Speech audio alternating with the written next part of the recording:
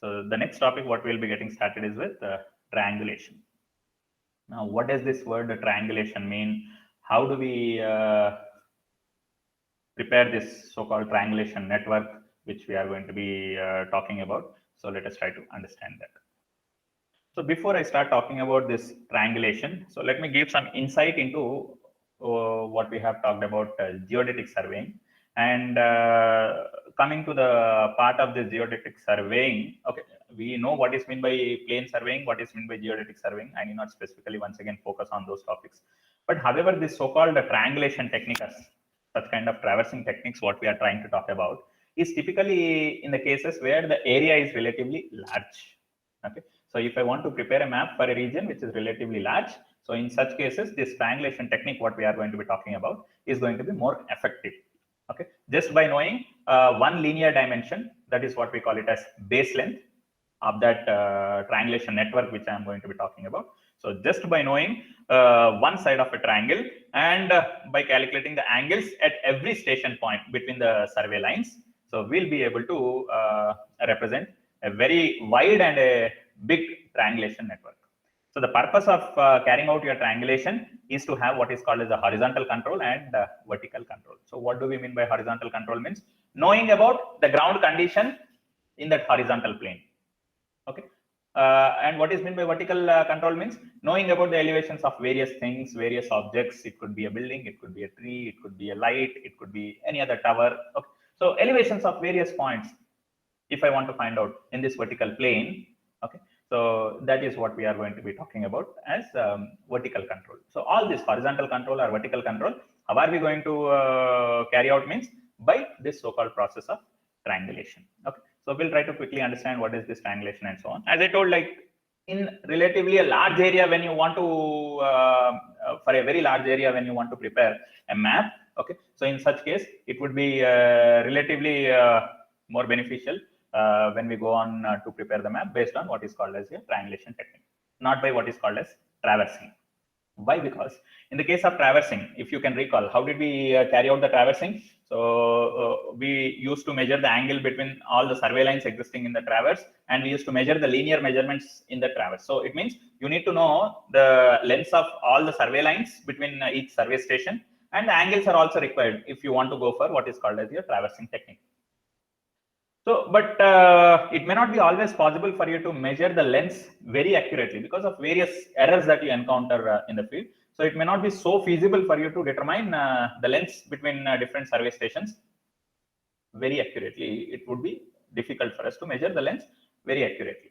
Okay, but however, if I can measure at least one length of that survey line very accurately, if I can have very accurate measurement of one length between two survey stations, then just by that, and obviously by measuring the angles between different survey lines, what we are going to be representing in this triangulation process. Okay, so by measuring what is called as the angle between different survey lines, and by knowing one linear measurement of a line, I can go on to find out the accurate linear measurements, accurate lengths of various survey lines existing in that particular triangulation or whatever I am going to be talking about. So as this particular technique is relatively more widely used or commonly used in the case of large areas when you are for which you are trying to prepare your maps. So obvious that in the case of large areas when you are trying to focus, the type of surveying what we will be looking at is mostly what is called as your geodetic surveying, not your plane surveying, because in the case of geodetic surveying, we are also taking into consideration of your earth curvature. The size and shape of the earth is also taken into consideration in the case of your geodetic surveying. So all that what already we have talked about, just to give you an idea, like in which particular case we go for geodetic surveying is all I have just mentioned here. Okay, next let's quickly understand right, what does this so-called triangulation means. Okay, so triangulation is nothing but it's a network of triangles. The name itself says triangulation. Triangulation is nothing but we call it as it's a network of triangles what we are going to be representing for preparing the map of a particular region. That region could be a town, that region could be a city, that region could be a district, that region could be a state, that region could be a country, or that region could be a continent. Okay, so for what is that you are referring to? Whether you are interested in preparing a map for a town or a city or maybe a district or maybe a state or maybe a country or maybe a continent. So what is that you are looking at for which you are trying to prepare the map? Okay, so depending on that size of that area, what you are looking at, your subsequent triangulation is what we are going to be talking about. So ultimately, the word triangulation is nothing but it's a network of triangles what we are going to be representing. It's not a single triangle what we are going to be indicating over the complete survey area. So we are going to be talking about some network of triangles what we are going to be indicating. Okay, so based on that network of triangles, I'll just try to draw everything what I'm talking about. So maybe after a couple of slides where I can try to give more insight into what I'm trying to talk about. So for now, let us understand the word triangulation is nothing but it's a network of triangles what we are going to be representing to confine your complete survey region for which you are required to prepare your map. Okay, so if I have some area for which I need to prepare the map, so that complete survey field or survey area, I'll just try to mark it in the form of some network of triangles. I'll divide that particular area into some network of triangles, and with respect to that network of triangles, I'll try to take the offsets of various objects that are existing in that location, or whatever information that you want to transfer onto the graphical representation in your map. So the positions of all those objects, all that particular information is what we'll try to determine with respect to various survey lines existing in that particular triangulation network. In that network of triangles, you have different survey lines what you are going to be representing. And what are those survey lines means? It's nothing but the sides of your different triangles what you are going to represent. Okay, so from the sides of various triangles that you are having in that network, you will try to figure out the position of various objects that are existing in your field, and subsequently the information of those various objects, various topographical features of that particular area is certainly transferred onto your graphical representation, which we call it as your map. Okay, so let's go on to talk about much in detail about what is this triangulation technique and so on. So triangulation is nothing but it's a process of measuring the system comprised of joined or connected triangles whose vertices are nothing but stations marked on the surface of the earth, and with the help of angular observations, whatever we are going to have between different survey lines existing at survey stations. Okay, so based on the angle and subsequently one accurate measurement in one side of a triangle, if we know, I repeat, if we know in the complete network of triangles, I need not know the sides of all the triangles. If I can try to measure exact linear measurement of one survey line accurately, so based on that particular length of that survey line, that survey line is that length is what we call it as base length. Okay, so the length accurately what we know between two survey stations for a survey line, so that length we call it as base length. So making that length as your reference, and by making use of the angles what is formed between different survey lines, we go on to determine the lengths of different sides that you have in that network of triangles. So lengths of all the different sides of your triangles we can try to find out. Simple, by making use of the angles and as well as your base length. Okay. So the purpose of this triangulation, as I told you, it would be helpful for us to establish what is mostly called as a horizontal control. Horizontal control in the sense, in this complete horizontal, this particular field, if I am trying to represent in what is called as a horizontal plane, okay, so the points of this various objects, various topographical features, if I am trying to represent in what is called as a horizontal plane, so that is what is all called as your horizontal control. So you are trying to spread your wide network of triangles in this horizontal plane so that you can subsequently figure out the various features of that particular topography of the land or maybe the field what you are looking at. So the complete information you can try to understand by mapping with respect to that of your network of triangles what you are representing with reference to a horizontal plane. Okay, so typically this is something what you could see here. What is that we understand by looking at here? Okay, so what I understand is that particular region for which I want to prepare a map, that area is completely divided into some network of triangles. I repeat, that complete area is divided into some network of triangles. So based on the network of triangles, we are going to understand that particular information regarding that location to be subsequently measured accurately in the field with respect to that network of triangles, and that information will be subsequently transferred onto the map based on the information what is collected with respect to those network of triangles. So what is that principle? that is behind your triangulation. Okay. So the principle behind this triangulation is nothing but the entire area what you are required to be surveying. Okay. The entire region what you want to survey, that entire region is converted into a framework of triangles. So that entire area is what you are trying to represent in the form of some network of triangles. Like say, if this is my field, so this field, I'll just try to divide it into some network of triangles like this.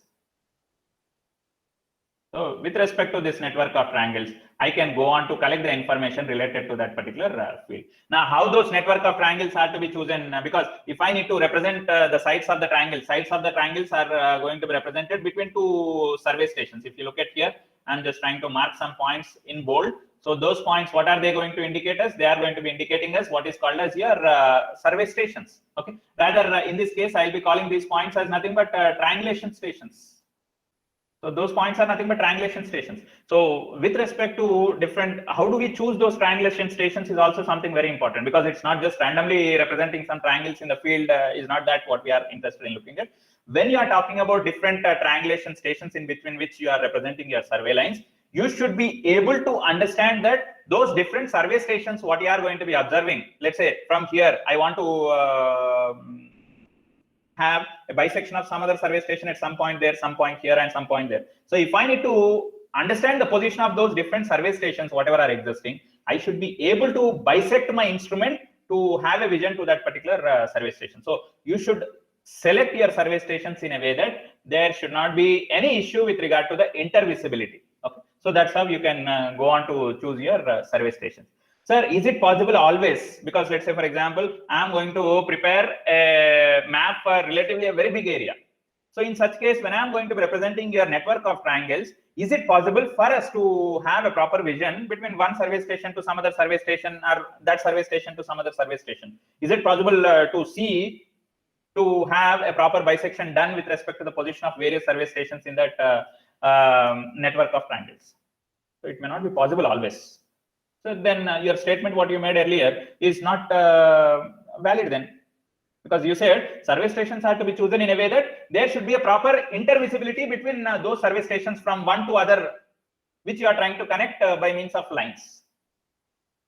Okay. Then if it is not visible because of a building existing in between, or because of something existing pre-existing, or because of something else existing, if the vision is not proper, if you are not able to set up your, let's say, this so-called triangulation network, what we are trying to talk about, the angles what you are going to be calculating at each survey station between different survey lines represented. So those angles are going to be measured with the help of your different instruments what are available. It could be a theodolite, or it could be a total station, or it could be your compass, or so on. But however, we don't rely on compass. The reason is the least angle that you can measure, the least count of your compass is half a degree or 1 degree. But when it comes to the case of your theodolite, the least count of the theodolite is 20 seconds. So relatively, when you want to measure the horizontal angle between two lines, so it's very comfortable for us to measure those horizontal angles with the help of theodolite. And relatively operating theodolite and working with the theodolite is relatively easy. And it's also going to be faster for us to determine the horizontal angles when you're trying to talk with respect to that of your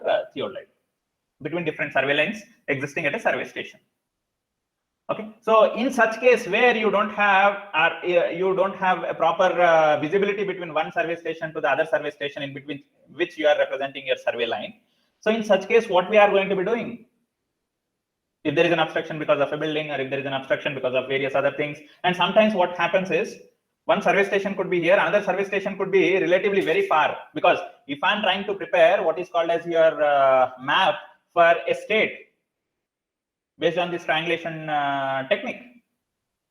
So in the process of preparing a network of triangles for the complete area of this state, one survey line, what we are going to be representing between one station to the other station, that survey line could be of length in kilometers.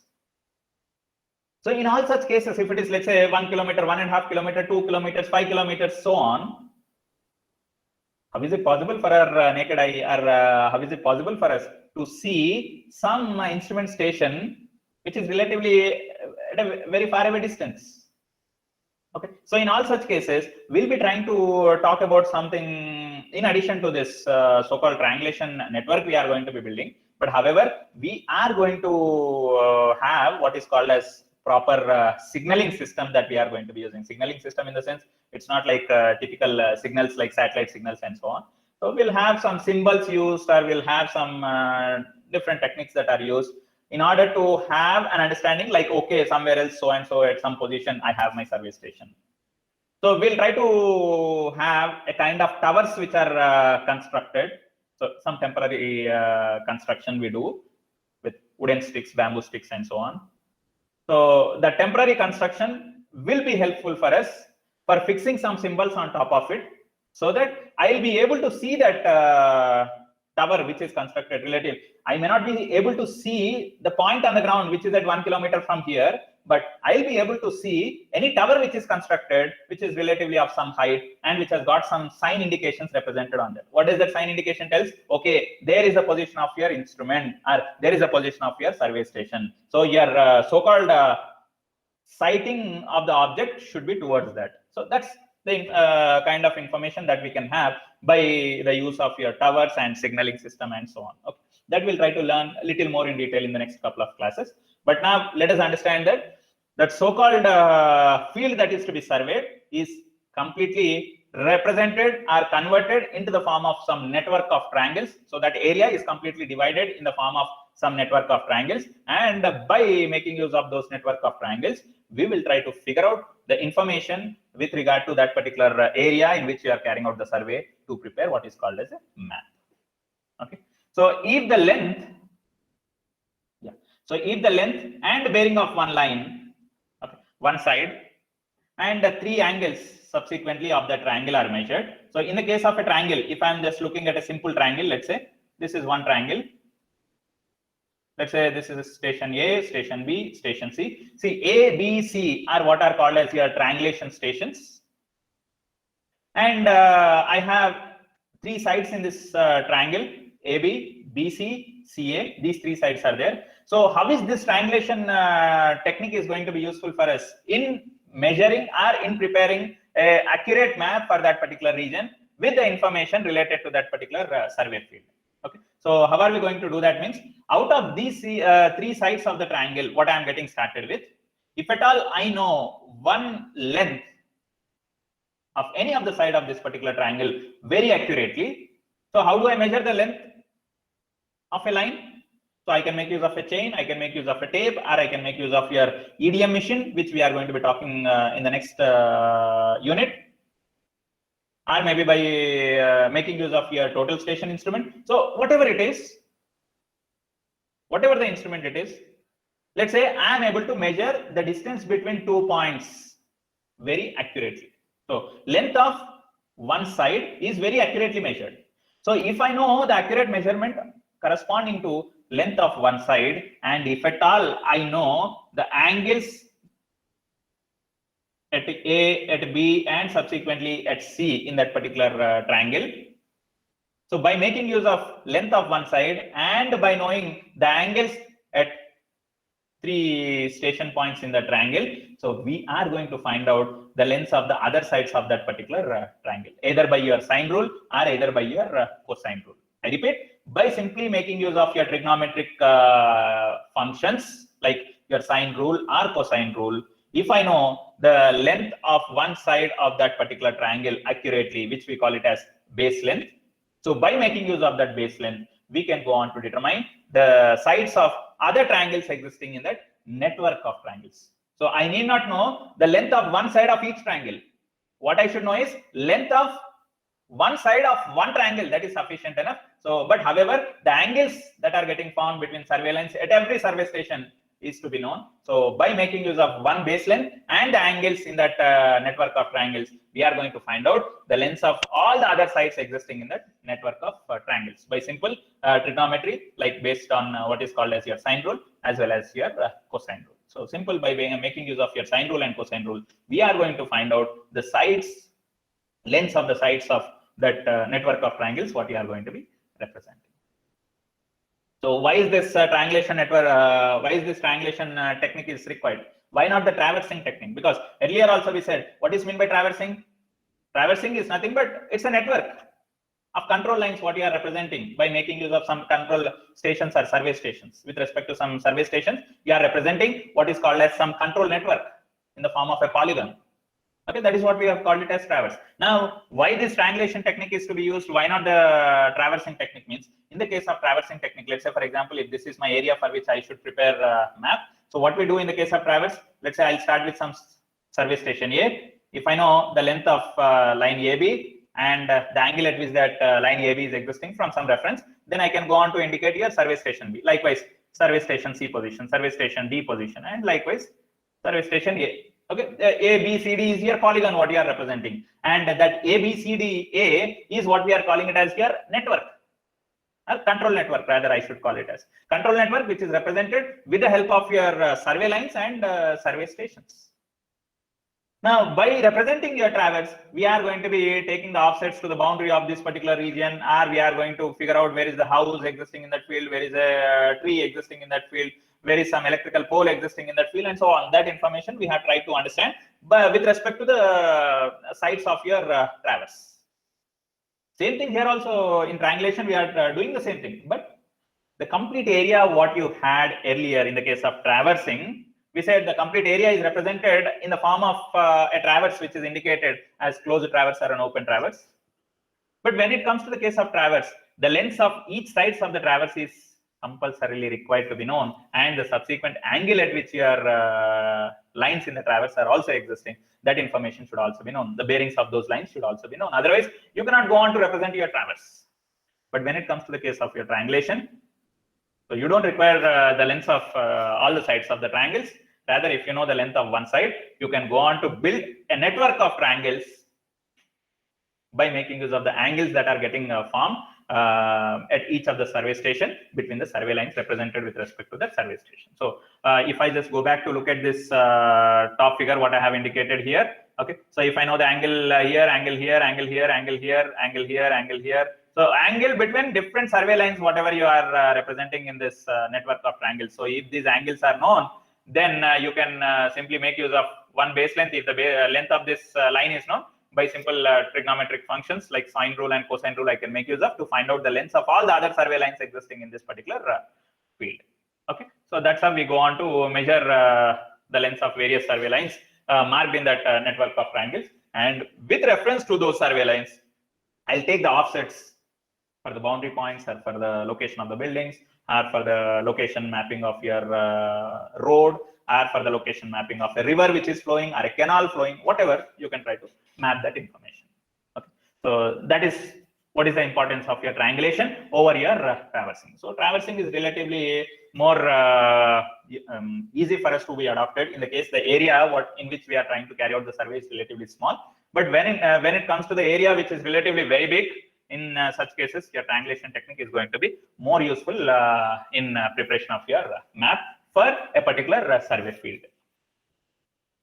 This method of surveying was first introduced by a Dutchman who is called as Snell. Okay, so he's the person who started first in talking about this triangulation technique, that is representing the complete field that is to be surveyed by dividing it into a network of triangles, and then subsequently figuring out the topographical conditions of that particular survey field, and then preparing the map of that particular field based on the information that is collected from the survey.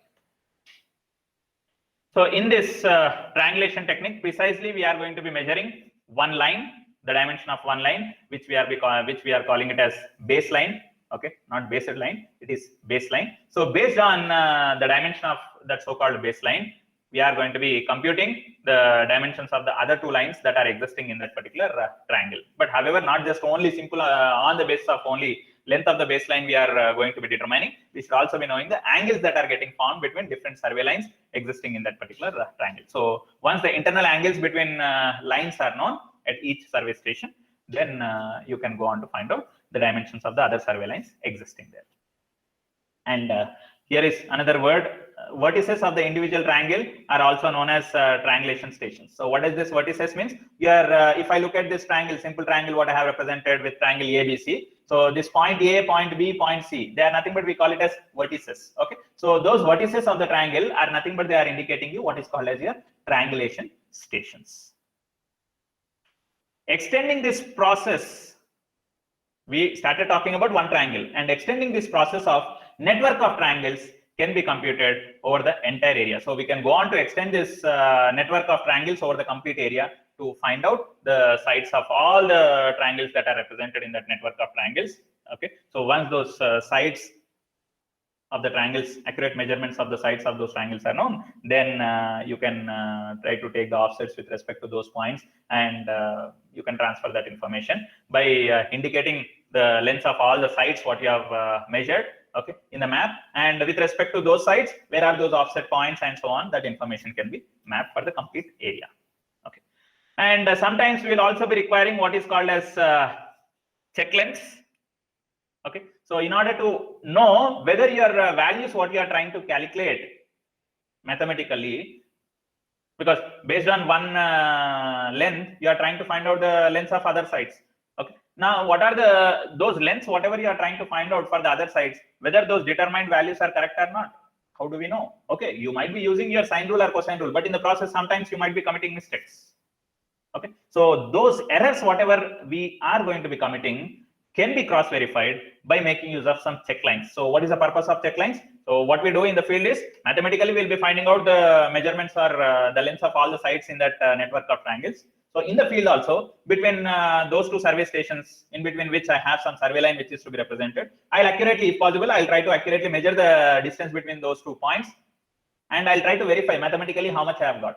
So with that, I can try to cross-verify whether my calculations, what I have done by making use of your angles and your base length. Okay, so all the other dimensions what you have calculated, whether they are correct or wrong. So at intermediate places, you have to verify that. So by making use of what is called as check lines. Okay, and also by knowing the bearings of some of those lines what you have represented in the network of triangles. Okay, so let me understand what is that I have talked about. Let's say, for example, this is my field, survey field, for which I should be preparing a map. So if I need to prepare a map for this particular field, I said we are going to be dividing, or we are going to be representing a network of triangles to convert this complete area. Okay, so what I'm just doing is, this is one triangle, let's say. This is another triangle. This is another triangle. I'm just indicating something roughly. This is another triangle, this is another triangle, and so on. So with respect to this particular network of triangles, what I have, I'll just try to identify various salient features existing in that particular site. Okay. So first, let me go on to understand some information which I have got regarding to this particular field. Let's say this is my field, what I'm talking about. Let's say in that particular field, I have got some house here, I have got some house here, I have got some house here, I have some road going in this way. Okay, and maybe a tree that is existing, I have some building here. Okay, I have another tree. Likewise, lot of information you'll be having. There is another road going like this, there is another road going like this, there is some other road going like this, you have some other road connecting in this way. So various information you'll be having in that particular area in which you are carrying out your surveying. Now, my objective is to understand the information regarding the complete area, transfer that into a graphical representation, which we are calling it as a map. So I have to ultimately prepare the map of that region in which I have carried out my survey. So how do I prepare the map of this region, what I have represented here? So I can do by simple traversing technique, which we have already talked about in our surveying course, in our earlier topics, by making use of simple chain and tape, or in addition to your simple chain and tape, I can also make use of your compass or maybe something else additionally. I can go on to represent your traverse, and by making use of the traverse, I can try to take the offsets of various points for which you want to represent in your map. But here in the case of your triangulation technique, what we are going to be doing is, I'm not going to be representing what is called as an polygon, which we call it as a traverse. Rather, I'm going to be dividing this complete area. Let's say, for example, this is one survey station. This is another survey station. Maybe here is another survey station. Okay. So your ABC, what is it indicating? ABC is indicating me a triangle. Likewise, the other area also I'm just trying to represent in the form of triangles, what I can enclose it with. Let's say this is some service station E, and likewise some service station F, some other service station here G, and maybe some other service station here H, and another service station H I. Okay, so my total area, I have represented that by dividing that area, or by categorizing that area by in terms of some network of triangles. Now my objective is to understand how exactly the sides of those triangles are to be calculated. Once that is done, in your map I can first represent my control network. That network of triangles is what we call it as control network. So with respect to that control network, where is the position of a building, where is the position of a tree, where is the position of a house, where is the position of a pole, where is the position of your road, which is connecting this place to some other place. So all that information we can try to understand. Okay, so by making use of the network of triangles, I can go on to do that. So in the process of knowing about the information regarding the various things that are existing in the field in which you are carrying out your surveying. Okay, so there, as we said, once we know what are the lengths of all these sides of the triangles that we have represented. So with respect to the lengths, or with respect to the positions of those triangles, I can go on to understand where is your house, where is your tree, where is your road, and so on. It's possible. Okay, how is it possible? Let's say, for example, I'll make use of your survey line AC. Okay, so along the survey line AC, I'll take an offset to locate the position of your tree. Okay, or I can try to take an offset for locating the position of this building at various points. And maybe with respect to the survey line CE, what is indicated, CE survey line, I can take an offset to locate the position of your tree here. So likewise, all that information you can try to collect by means of offsets or by means of measuring the angles. Let's say from service station A, I'll try to bisect the position of this house, and simultaneously for from service station D, I'll try to bisect the position of this house. I'll try to understand, okay, from service station D, it's at an angle something θ1. From service station A, it is at some angle θ2. So in my map also, from same service station A, at that inclination, from service station D, at that inclination, I go on to represent two lines. Wherever those two lines intersect, that is the position of your house in your map when you are going to be representing. Okay, that's all we are going to be doing. That's how we are going to be doing. So ultimately, it's all about representing those network of triangles, finding out the lengths of those sides of the triangles. Once that is known, then you go on to prepare your map. And in the process of preparation of your map, first we build your network of triangles. That network of triangles is what we call it as control network. So by making use of that network of triangles, which we are calling it as a control network, we try to understand the information regarding where is the position of a house, where is the position of a building, where is the how is your cross section of the road going, how is your water body flowing. It could be a river, it could be a pond, whatever information that you want, you can try to map that information by your network of triangles, what you have represented by dividing that complete area in which you are trying to carry out your survey. So by dividing that area into network of triangles, you are going to find out the position or information regarding the topography of that particular survey field, and that information you are going to be transferring by making use of a control network onto a map. Okay. So what do we do in the case of your representation of the information by making use of your network of triangles? How do we represent in your map? Let's say this is some sheet in which I am going to represent the information related to that particular field in which I have carried out my survey. So how do I represent the information related to that particular field in which I have carried out my survey? First, I should go on to represent my control network. So how is my control network? So my control network, what I am going to be looking at. So my control network, I am going to be first representing in my map. So how do I represent my control network? I should know the lengths of all the sides of the triangles, network of triangles. Then only I can go on to represent the complete control network. Otherwise, it's not possible. So let's say this is my survey line going from A to B survey stations. Somewhere here I had my survey station C. So this is AC survey line. Likewise, I might had some survey station D, which I have represented. and something here I had some survey station E. And as I told you, like these survey stations are nothing but we call them as station A, station B, station C, station D, station E, whatever I am trying to represent, they are nothing but we call it as your triangulation stations. Okay. Those are the positions of the stations with respect to which you are representing your triangles, network of triangles. Okay, don't mind whatever I have represented in the earlier slide exactly may not be looking at the same thing what I have indicated. Maybe some survey control network is this. This is your control network. Now, with respect to this control network, I'm going to understand to figure out the positions of your houses and so on. So how do I understand to figure out the positions of various objects?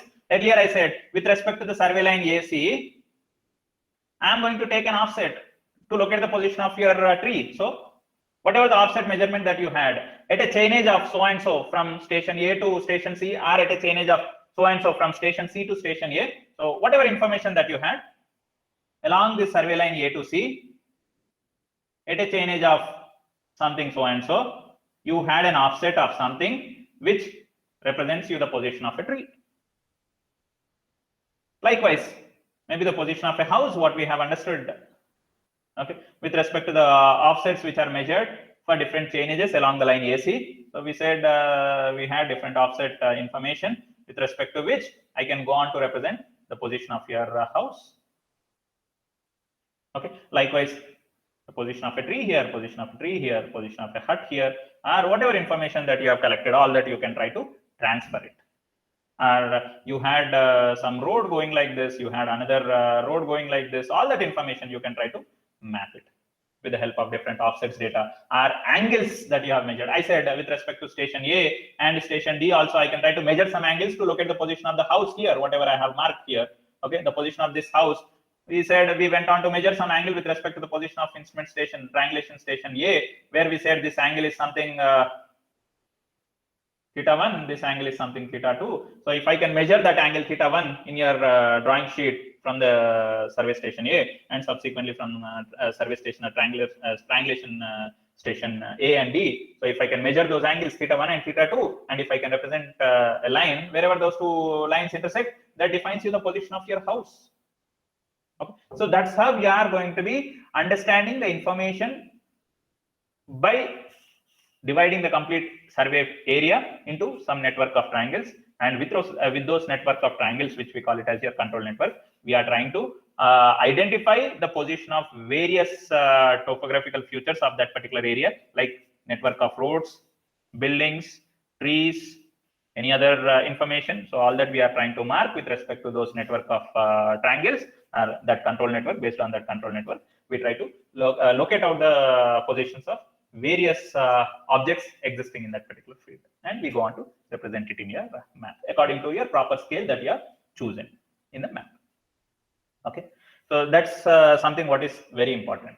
And in the process of indicating this control network, I said we should be first knowing what is called as your length of one baseline and the angles, all the angles between the survey lines existing in that survey field. So all those angles are to be known. Otherwise, you cannot calculate your the lengths of all the other sides existing in that particular network of triangles.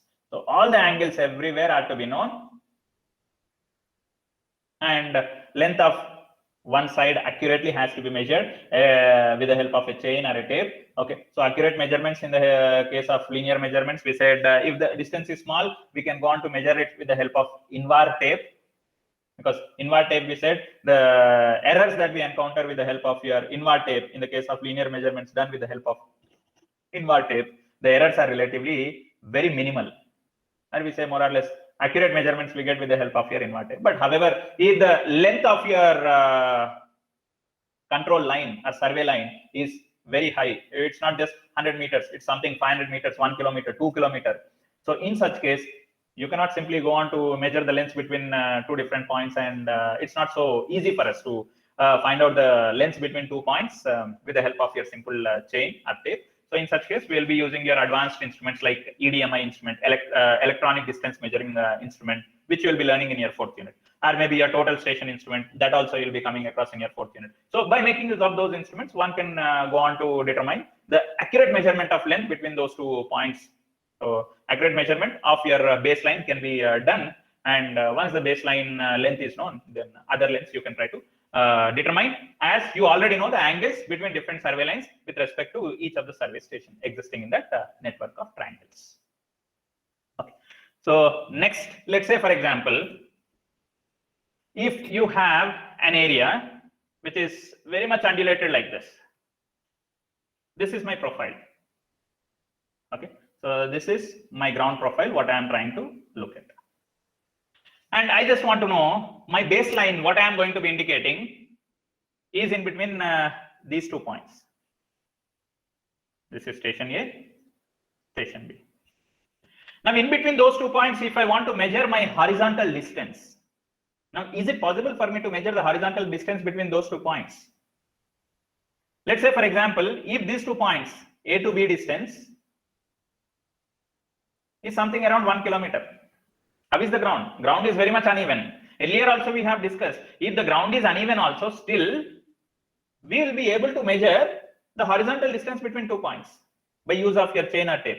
How did we do that?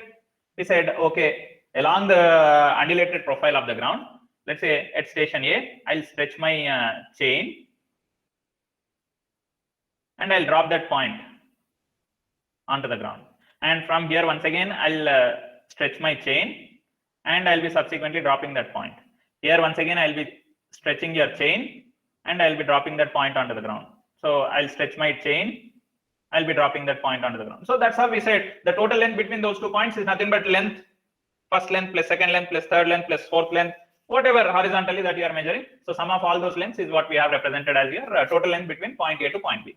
But here, it's not so easy because the profile of the ground is not relatively less undulated. You have, let's say it's a valley.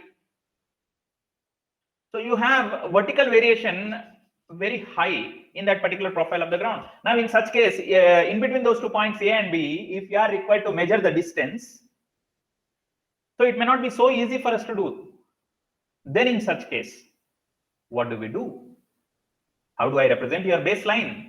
Because if I know the length of that baseline, then only I can go on to find out the length of all the other lines existing in that network of triangles. So in such case, if it is not so easy for you to measure the length between those 2 points, which you are calling it as the length of your baseline, so we will try to find out at least some particular portion where you can accurately measure the length between some points. I'll just try to find out some particular area which is relatively flat. Okay, let me go on to represent the same profile again, let's say.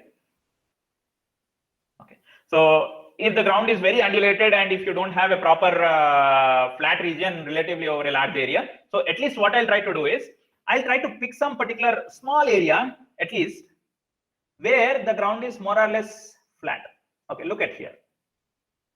Let me call this as some point small a, this is some small b. And where is my baseline which I am going to be representing? The baseline what I am going to be representing is in between your triangulation stations capital A and capital B. So in between this capital A and capital B points, I am going to be representing your baseline. Okay, this is my baseline whose measurement is to be calculated. How I am going to be doing it? As I am not directly able to stretch any chain or tape because the distance is relatively kilometers between those 2 triangulation stations. Your simple chain or tape is not going to be useful to you, or maybe your usage of total station or EDMI instrument is also not that much effective because of various restrictions. So in such case, what I can do is, how do I know the length of that particular baseline? Okay, ultimately, how do I measure the length of that particular baseline? So what I have done is, in that complete area, I have tried to find some particular area of the ground which is relatively flat. Okay, so I am marking some length between 2 points which are relatively flat, which are relatively lying on a flat ground. Let's say I'll try to measure, as these point A and B what I have represented on the ground are relatively on a flat area. So I'll try to accurately measure the distance between point A to point B with the help of your invert tape or the help of your simple chain or other tapes what are available. Let's say the length between this point A to point B is something 150 meters, which I could have measured accurately. Now, by making use of this information of the length of the point small a to small b, then how do I find out the length between your capital A point and capital B points? Okay, length of the baseline, how do I find out? By knowing the length of your line between small a to small b points.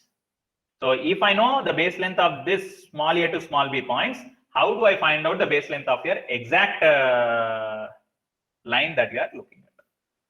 So what I can do is, I'll just do some simple geometry here. Let's say, for example, this is your point A, this is my point B, in between which I know the accurate length, which I'm calling it as, let's say, some 150 meters. Now, I'll just try to represent some station here, some station here. So it's arbitrary, nothing like a hard and fast rule that, okay, you should go like this, you should go like this, and so on. Okay, so let's say I'm representing some point here. Let's say some point 1, some point 2. With instrument at station A, which instrument? I said we are going to measure the angles with the help of your theodolite because of the easiness of handling your theodolite instrument for relative accurate measurement of horizontal angles. Okay. So with instrument station at A, I'll try to bisect the ranging rod which is placed at this point 1. I'll try to bisect the ranging rod which is positioned at this point 2. Then I'll try to understand what is this angle. Let's say this is some angle theta 1. I'll try to find out this angle. This is some angle theta 2. Likewise, with instrument at station B position, I'll go on to bisect the position of your ranging rod at station 1. I'll say this angle is something theta 3. And I'll go on to bisect the position of your station 2. This angle, I'll call it as something theta 4. Okay, now let's understand that. A to B distance is known. Small a instrument station to small b station, instrument station.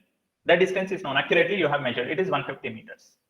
And if you can look at the triangle A1B and the triangle A2B, in both the triangles, one side of the triangle is known to you. The accurate length of one side of the triangle is known to you. And what is already, what is the other information that you know is the angles that are getting formed with respect to the survey stations and other survey lines. And similarly, I'll go on to set up your instrument at station 1, and I'll try to find out the angle that is getting formed here. Let's say this is something theta 5. And by setting up the instrument at station 2, I'll try to bisect the position of station A and subsequently station B to find out how much is the angle that is getting formed between these two lines, line 2A and 2B, with the help of your theodolite. And I'll say this is some angle theta 6, let's say theta 6. Now, by knowing the internal angles of the triangle and by knowing one side, by simple sine rule, or how do we apply the sine rule? Sine of that angle by its opposite side is equal to sine of the other angle by its opposite side, which is equal to sine of the other angle by its opposite side. Okay, let's say if I'm trying to apply my sine rule for triangle A1B. So what is it? Sine theta 1. What is the side which is opposite to your theta 1? That is nothing but side 1B, which should be equal to sine of the other angle, sine theta 5. What is the side opposite to your theta 5 angle? It is AB side, which is equal to sine theta 3 by the side which is opposite to theta 3 angle, that is 1A side. Okay, if you look at here, angle theta 1 is known, angle theta 5 is known, angle theta 3 is known, AB length is also known. So I can make use of this relation once to find out the unknown length 1B, and I can make use of the other combination of the relation this to find out your unknown length 1A. So that's how I'm going to find out the other unknown lengths what I'm looking at. Okay, so once that is known, I exactly understood what is my instrument station 1 position, instrument station 2 position. So I'll just try to make use of the simple trigonometry to find out what is the length between this point 1 and 2. Don't follow whatever I am speaking as like a regular step-by-step procedure. See, ultimately, how we are going to be determining the exact length what I am interested in looking at. What is that exact length? The length between your stations capital A and capital B. That length is what I wanted to determine. So how do I do that ultimately? So I said small a to small b length is known. By simple trigonometry and geometrical construction, I am just trying to find out now the length between point 1 and 2. Exact length is what I have found out. Now what I am just trying to do is,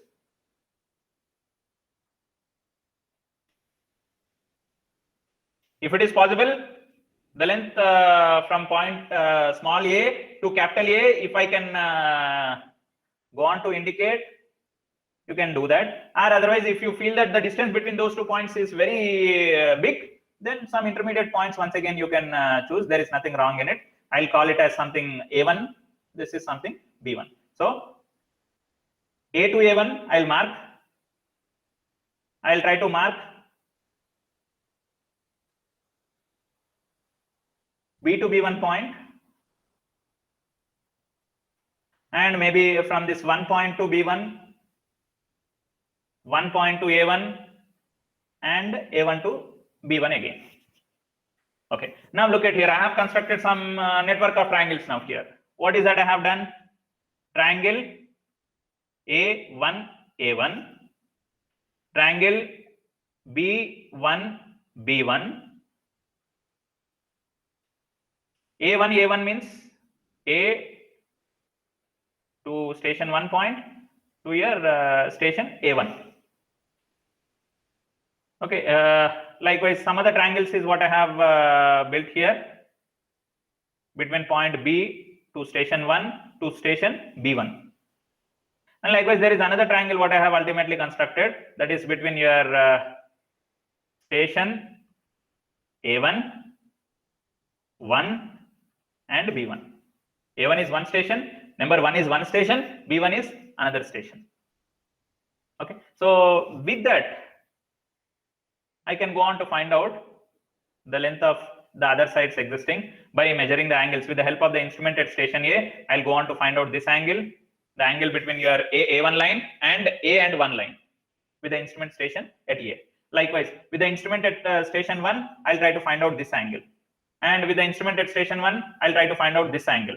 And with instrument at station B, I'll try to find out this angle. That's a theodolite instrument. And likewise, with instrument at station A1 position, I'll try to find out this angle with this angle. And with instrument at station B1 position, I'll find out this angle, I'll find out this angle.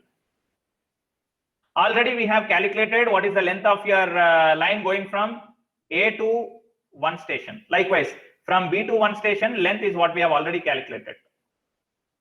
These internal angles are known now in the triangle. Then I can go on to find out the lengths of this other sides of the triangle. Likewise, if I make use of the triangle going from B to 1 to B1, already length between station B to 1 is known. Likewise, the lengths of the other lines can also be calculated. So similarly, once I come to triangle A1 to station 1 to station B1, this length is known, this length is known, these internal angles are known. Then I can go on to calculate the other unknown length. Then once again, from here, I can go on to construct another network of triangle like this. From station B1 position, another network of triangles like this. Okay, so ultimately, I'll try to reach out to find out the length, exact length between your triangulation station A, capital A, and triangulation station capital B.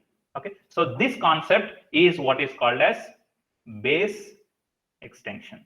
Ultimately, what is that we have done in the complete discussion? When the length of your baseline cannot be accurately measured because of various obstructions or because of the huge undulated profile in the ground, in such case, I'm trying to find out some terrain in the region where the ground is relatively flat. I'm marking 2 points on that ground and I'm saying I'm able to accurately measure the length of those 2 points, which I'm apparently calling it as my base length between those 2 arbitrary points which I have chosen.